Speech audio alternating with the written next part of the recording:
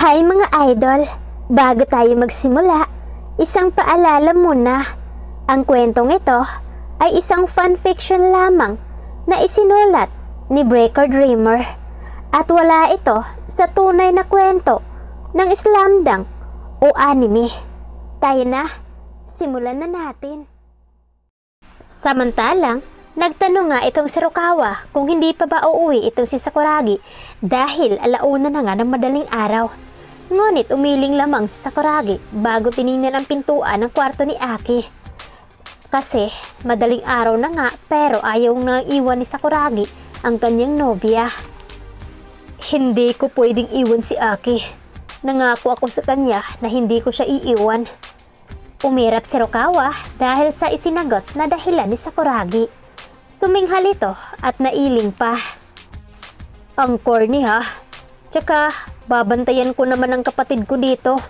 Hindi ako aalis hanggat di pa dumadating si Mami. Sagot ni Rukawa kay Sakuragi. Paano kung magising si Aki na hindi ako nakikita? Baka umiyak na naman iyon at maapektuhan ang anak namin. Anas muli ni Sakuragi na pumikit pa bago determinadong hindi aalis habang umiiling. Ang kulit mo naman eh. Hindi mo ba naisip nangyari sa bahay niyo ngayon? Umalis tayo kanina nang may mga magnanakaw na pumunta doon. Paano kung dumating ang lolo mo at madat na ganun ang itsura ng bahay niya tapos wala ka pa doon?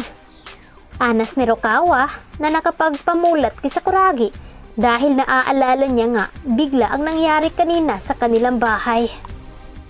Sigurado ka bang ikaw na ang bahala kay Aki? Paniguradong tanong ni Sakuragi kay Rukawa. Oo, ako pa ang tinanong mo. Palagi naman akong sigurado sa sinabi ko. Bumalik ka na lang sa oras na hindi ka na busy. Tsaka huwag ka na masyadong mag-aalala. Palagi ko namang i-update sa iyo ang kapatid ko para mapanatag ka. Saad ni Rukawa na tinapik pa sa braso si Sakuragi bago tumango. Okay, fine. Aalis na ako. Hapon ako babalik dito pagkatapos ng klase ko. Saad ni Sakuragi na kinatango naman ni Rukawa. Samantalang, sa mansyon naman, kakauwi lang ng lolo ni Sakuragi nang makita niya may mga pulis sa loob ng kanyang bahay. Nakakunot niyang tingnan ang mga nakaluhod na mga kalalakihan na bago sa kanyang paningin kaya agad siyang pumasok dito. Anong nangyari dito? Nasaan ang apo ko? Tanong ni Don Fermin sa mataas na boses. Ngunit mababakas pa rin ang sobrang pag-aalala dahil hindi niyo nakita si Sakuragi sa loob ng bahay. Si Sir Senyorito po, lumabas kasama ang isa niyang kaibigan. Mukhang galit po kaya hindi na namin nagawang pigilan. Ang ilang mga tauhan naman po natin isinugod na sa ospital dahil may mga tama ng saksak sa tagiliran. Buti na lamang ho, nandito ang mga kaibigan ni Senyorito Sakuragi na tumulog sa amin. Tumingin si Don Fermin sa mga tinutukoy na kaibigan ni Sakuragi bago umiwas ng tingin. Kung ganun, bakit hindi nyo hinahanap ang apo ko? Galit na sigaw ni Don Fermin na aligaga naman si Butler Lee at agad na tumawag ng mga tauhan para hanapin si Sakuragi. Hanggang sa marinig nila ang ingay mula sa labas ng mansyon. Sir, tama na ho yan. Saad ng isang pulis, kaya dali-daling lumabas si Don Fermin para alamin kung sino ang mapangahas na nanggugulo sa labas. Apo!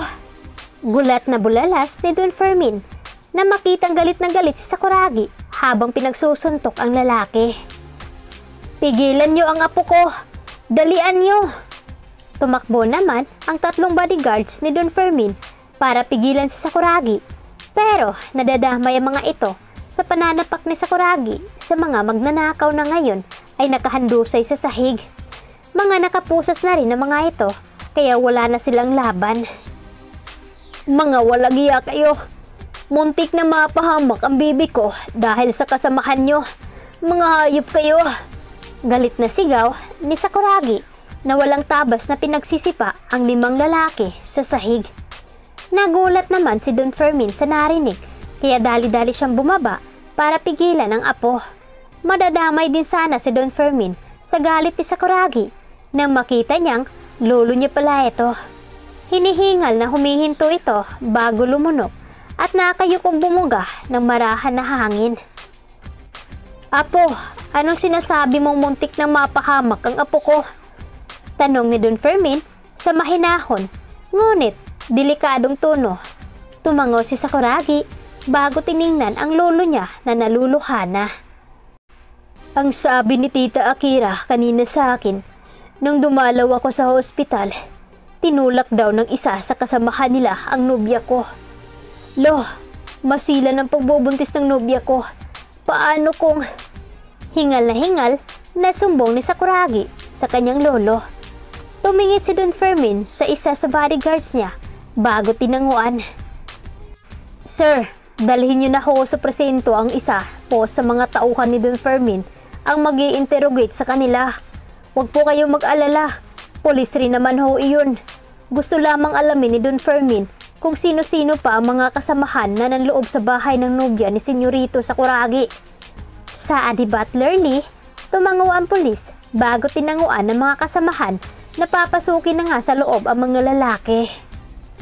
Sir, bago po ho iyon, meron po ba kayong pagkakakilalan sa mga pumasok sa bahay ng nobya nyo? Tanong ng isang pulis. Tumango si Sakuragi sa tanong ng pulis kaya agad nitong inilabas ang notepad. Ang sabi ho sa akin ni Tita Akira na nanay ng nobya ko, may tattoo raw ang kanang kamay nung magnanakaw na tumulak sa nobya ko. Bungo ang naka-engrave na may nakapalibot sa tinik. Pagbibigay detalye ni Sakuragi sa mga sinabi sa kanya ni Akira. Sige sir, kami na ho ang bahala. Babalitaan ko na lamang ho kayo sa oras na mahanap namin ang iba pang mga kasabwat nito. Tumango si Don Fermin bago nakipagkamay sa pulis. Na makaalis ang mga pulis, pumasok na rin naman sila sa loob ng mansyon. Magpahinga ka na apo. Dito mo na rin pagpapahingahin ang mga kaibigan mo. Saad ni Don Fermin sa malamig na tono. Ay, hindi na ho sir. Kailangan na rin na po namin bumalik sa Kanagawa dahil may pasok pa po kami. Saad ni Mito na ikinatango naman ni Don Fermin. Lee, utosan mo ang isa sa mga driver natin na ihatid sila sa train station. Saad ni Don Fermin na ikinatango naman ni Butler Lee. Na makakalabas na ang mga kaibigan ni Sakuragi, agad tiningnan ni Don Fermin ang apo nang makita ang nanggagalit pa rin ng ekspresyon nito. Kilala niya ang apo niya. Kaugaling-kaugali niya ito nung kabataan niya. Kapag may mga naagrabyadong iniingatan niya, hindi ito titigil hanggat hindi nababawian. Alam ko ang inasa isip mo apo. Ganyan din ako sa lula mo noon.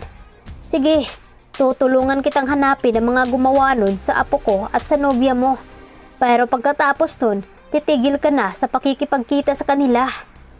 Doon na pabaling ng tingin si Sakuragi. Galit ang mga mata nito na ikinagulat ni Don Fermin. Hindi lo, hindi ko gagawin ang gusto nyo. Opo, alam ko na may pinag-uusapan tayo. Pero nangako ako sa nobya ko na sabay naming palalakihin ang anak namin. Lo, ayokong matulad sa papa ko na umalis dahil mas pinili niya si mama nun at iwan kayo.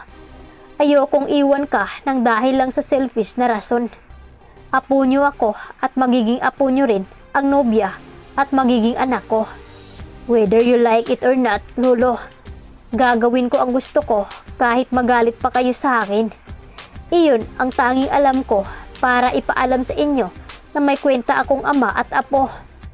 Anas ni Sakuragi bago naglakad patungo sa hagdanan paakyat sa kanyang kwarto.